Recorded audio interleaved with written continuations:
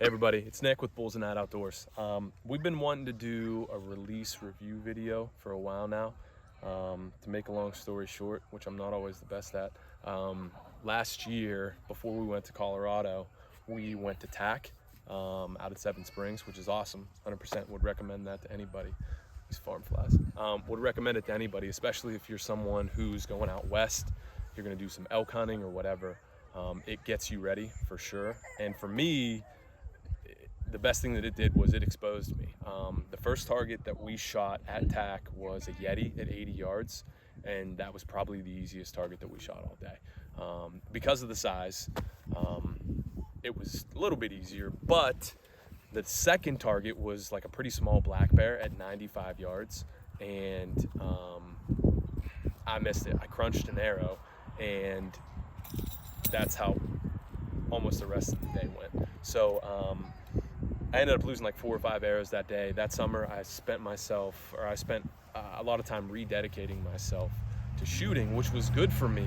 But then we went to Colorado and my bow was rattling around in the back of the trailer, and I had all kinds of issues. One of my screws was loose and I didn't know it, and we came back day before first day of PA archery season, and I could barely hit a target at 20 yards, and it was a mess, to say the least. So, I figured it out eventually. The problem was, like, mentally, I was just cooked, okay? I had target panic to the max, and it was a disaster. So, I read a bunch of articles, watched a bunch of Joel Turner videos, and talked to the other guys, and they kind of helped me work through it. But like I said, it's more of a mental thing than anything. So, I spent the fall trying to work through some of those issues. Read a Levi Morgan article, read an article from Stephen Ranella, and listened to some podcasts, watched some Joel Turner videos.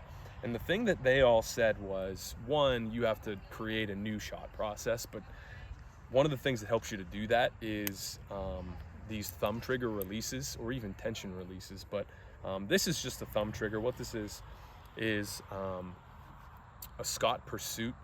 It's one of the releases that we're going to talk about here. Matt and Fred are going to jump on. They're going to talk about the ones that they've gotten and just give you some feedback on what we found. But this has been kind of a savior for me, because I was a broken man, okay? Not being able to hit a target at 20 yards was like one of my lowest points as a grown man, okay? So I got this Scot Pursuit, and it's been pretty fantastic. This has been really nice because I think the other guys would tell you that I'm shooting much tighter groups with this, because it kind of forces you to pull through your shot and not punch the trigger, okay? And that's what I found myself doing last fall. Was I would find my pin on the target where I wanted to be, and I'd punch the trigger because it's where I wanted to be. A lot less of that with these thumb releases, because I created a new shot process, and it's helped me so that, like, I'm not in a hurry to shoot anymore. When I shot with these, I was always, okay, pin's there, punch the trigger. And it's hard to break. So creating a new shot process using the thumb has been really good for me. I'm definitely a big fan. I'm definitely a proponent of going to the thumb trigger releases, because my groups, I would say last year, I was probably lucky at 20 yards to shoot consistent groupings on a 4-inch pie plate. Now, I would say most days at 20 yards, most days even at 40 yards, I'm shooting 2-inch groups. And I have no trouble stepping back to 40 yards on the regular. A lot of times I start at 40, move back to 50, because of the new shot process that I created with these thumb releases. So we're gonna spend some time talking about the different releases that we've been trying, some of the things we like and don't like quite as much, but really there's not a ton of that, because we've seen some pretty good results switching to these.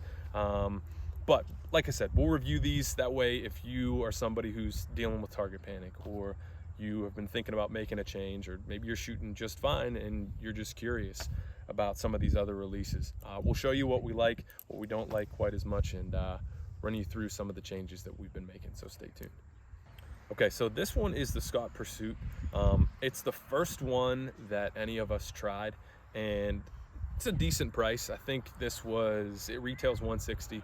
I got it a little bit cheaper than that, but since I switched to it, I've been a huge fan. It's a single caliper release. The only drawback I would say of this one is that when you close it on your D-loop, you close it and it doesn't lock. So if you close it and then you push the button on the backside, then it locks in. But if you push the button here, which when when you clip on, you push the button, and if it's not closed, you can see it still moves, okay? Which is fine, but you kind of have to put pressure on your Nock when you close this. So you put it on your D-loop, push it closed against your Nock, then push it closed, and now it's locked in. Otherwise, it's been pretty fantastic. Looking at some of these other ones, this one is my brother's. He has the Nock to it. Fred has this Wise Choice, which is really similar to this Nock on. It's just a 3-finger version. I would say that these ones are a little bit smoother, and that's not a knock on this. It's just that these Carter releases are machined so smooth, and the buttons that you use to lock it in, really smooth. But all in all, I've been really happy, really impressed with this, and just from like a conceptual angle, this has been awesome for me because it's allowed me to recreate my shot process, which has let me shoot again, coming from these wrist rockets. So definitely would recommend this, but probably not quite as much as I would recommend these other ones. Just not quite as smooth and not quite as easy to contend with this button on the backside. All right, guys, Fred here. I'm gonna talk to you about the releases I've been using and what I've been testing out, what I'm liking so far. So this is one of my older releases. It's just a wrist strap index finger. This is a Trufire Edge, and when I bought this probably 10 plus years ago, I almost treated this like I was shooting a rifle. Like when I had this on and I was a full draw, I wanted to be fingertip trigger. So you can see this one has a forward trigger. I shot okay with this, and I moved to this here, which is a Trufire Hardcore with the hook, and this also has a forward trigger, a little different, but again, I used to think, you know, with the index finger, you'd want that tip of your finger. As I would shoot and learn a little more about shooting, I realized you kind of want this in the middle of your finger. So you can see I shortened this as much as it can go, and with the forward trigger, it's still even a little bit more forward than I would want. So I've been shooting this release for probably 6 years at least, with this just as short as it could be as it is, and I shot pretty well.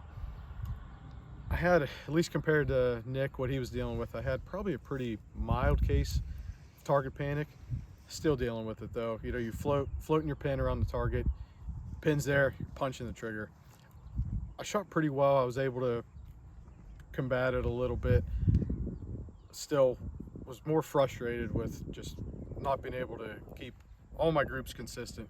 I would have 2 arrows close, I would throw an arrow, and just got frustrated with that.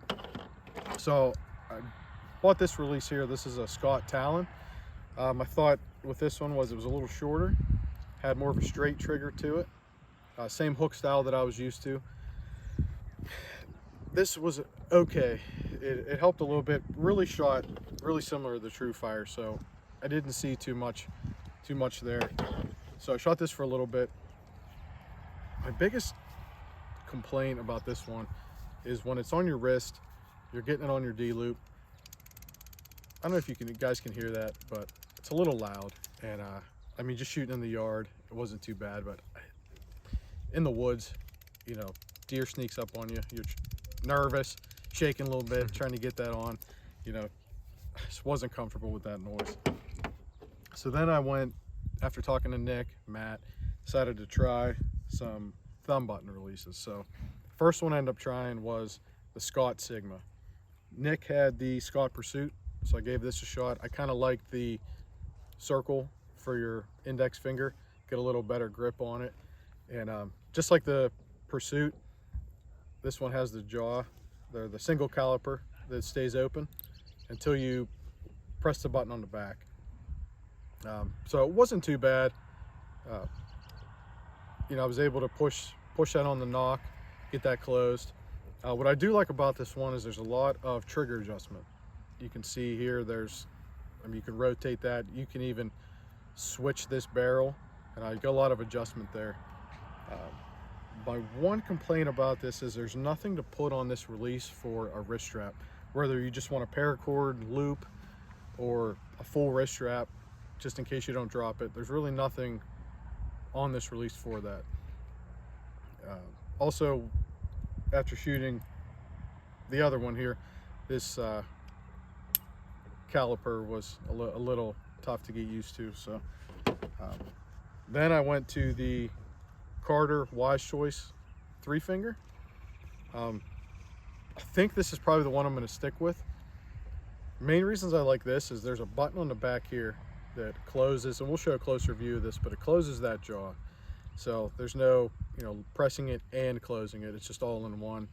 The trigger doesn't have quite as much adjustment, but it's only one screw. It fits to what you need, and it just feels really solid in the hand. I've shot probably 30 or 40 arrows with this so far, and my groups are already better. So like Nick said, just recreating that new shot process with the thumb button. It's even just a week or so, it's already getting better. And I think this Wise Choice is the one I'm going to stick with. And then Anthony, the same, kind of went through the same thing, but he's actually going to shoot the same release here, but this is a Carter 4-finger. So you have the release, or the index finger hole, and then you got 3 other fingers. So you can pretty much get your whole hand on this release.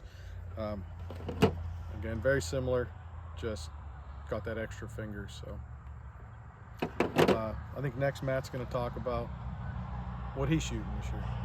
It's Matt here. So I shot the same thing that these guys did. It wasn't this exact release, but it was pretty similar. It was the index finger type.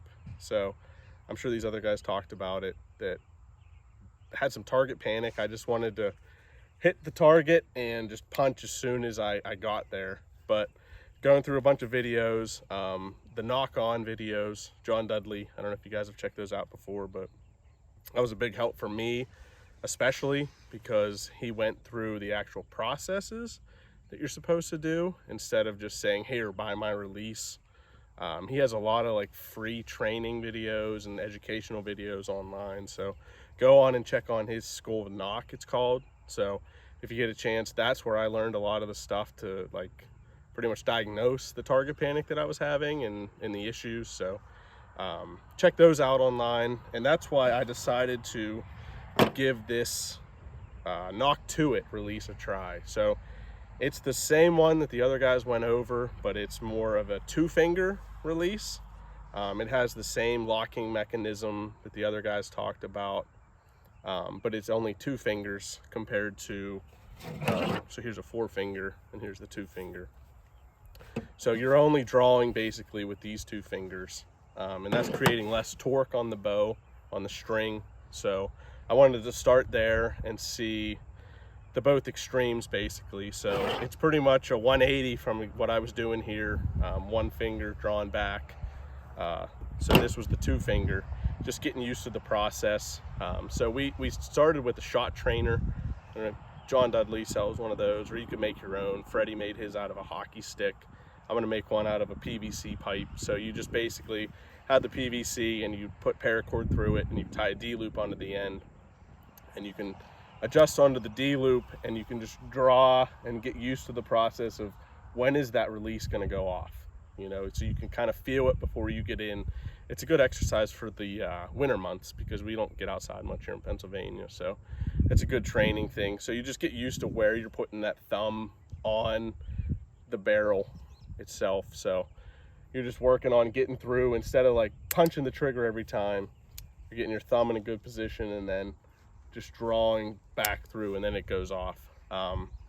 It took me a while to get used to this 2-finger. I didn't have a hard time drawing it. The process wasn't bad. It was just having these 2 fingers out here. I didn't know what to do. It's kind of like a 2.5-finger, if you can see it. So you put your index finger here and your middle finger there, and then you kind of rest your ring finger on there. So it's almost more like 2.5. but it took some time to get used to, but I like it a lot. I've never shot these other ones, to be honest. So this is the 3-finger. They're all made by Carter. It's the same machining process, I think.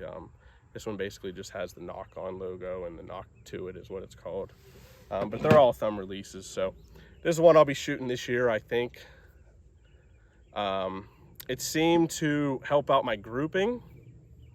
I'm gonna need to adjust my sight for sure. We'll go into that later, I think. My peep sight's gonna need adjusted. My draw length changes a little bit. Your anchor point is a lot different with this one. You kind of wanna, they say bone on bone if you can. So I split my pointer finger knuckle and my middle knuckle on my jawbone. So I kind of rest it in between there. But I'm actually gonna need to adjust my draw length to go back a little bit. And then my peep sight's gonna need adjusted accordingly. But even without doing that, I've seen a lot tighter groups because it's more of a surprise shot. It's not like, okay, I'm coming down, and I gotta punch the trigger as soon as I get there. Or I'm coming up, I gotta punch the trigger. I've been working a lot more on just like breathing deep and just floating. Like, you don't have to see it exactly on the target. You know, you're gonna see it float up and down, float left and right. And like I said, John Dudley goes through a lot of that on his videos, and I've learned a lot from that, and so far so good. And maybe we'll do another review at the end of the year to see if we're all sticking with these releases. Like Freddie went through, he has like 5 different releases, so he might settle on 1, he might settle on 2, but we'll come back and kind of do a recap of what we've gone through already. So thanks for listening, and hopefully this helps you guys out. Okay, so to wrap things up, if you're somebody who is dealing with target panic, or maybe you're just looking to try something new, we would definitely recommend making the switch to either a thumb or a tension release. We're sticking with thumb because with tension, it's not necessarily something that I would want to hunt with in the woods. I could see that leading to some issues, especially if you're in a tree stand or whatever. But if you're dealing with target panic like I was, this is definitely a good part of the solution. Recreating your shot process and using this to help you to do it has been a lifesaver for me, and I think for these other guys. It's definitely been helpful in helping them to tighten up their groups. And if you guys are thinking about making the switch and have any questions, or just want some more info from us, feel free to comment. Get on Instagram, message us on Instagram. And if you don't already, subscribe on YouTube and follow us on Instagram. So thanks for watching.